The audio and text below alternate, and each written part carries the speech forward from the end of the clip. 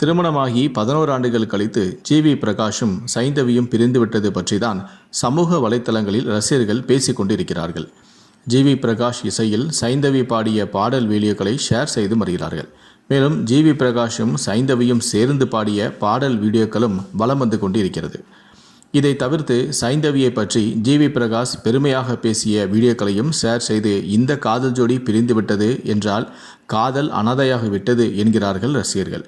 மேலும் தன்னுடைய காதல் கணவனான ஜிவி பிரகாஷ் பற்றி சைந்தவி பேசிய வீடியோக்களையும் ரசிகர்கள் ஷேர் செய்து இந்த விவகாரத்தை தாங்கள் சத்தியமாக எதிர்பார்க்கவே இல்லை என்றும் கூறி வருகிறார்கள்.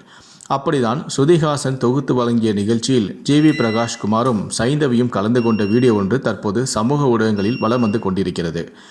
ஜிவி பிரகாஷ் கொடுத்ததிலேயே சிறந்தது மற்றும் மறக்க முடியாத கிஃப்ட் எது என்று சைந்தவியிடம் கேட்கிறார் ஸ்ருதிஹாசன்.